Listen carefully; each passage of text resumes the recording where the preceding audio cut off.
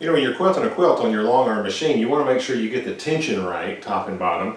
And I've just got this quilt thrown over as a demonstration, but you know, when it's on here tight, you can't get up under it and see. You got to get down on the floor and you're looking up from the bottom and it's hard to see and it's dark down there where the light's coming down through the pinholes and I never could tell anything. So what I wound up doing was I got this little camera, and I'll show you the images you get from it here in a minute, but you can just take it and hold it up underneath those threads and you can see them perfectly.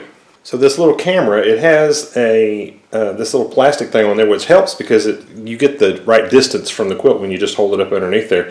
And it has a light in there to light it up so that you can see. And you plug it into your phone, and I'll put a link to this camera and to this app in the description. But it's almost like a microscope, and you can see it helps me to see it from the top too.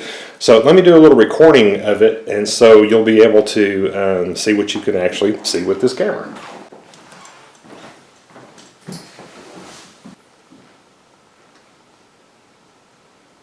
These are kind of buried,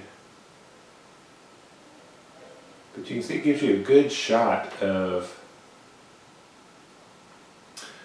If I move over here, some of these are better.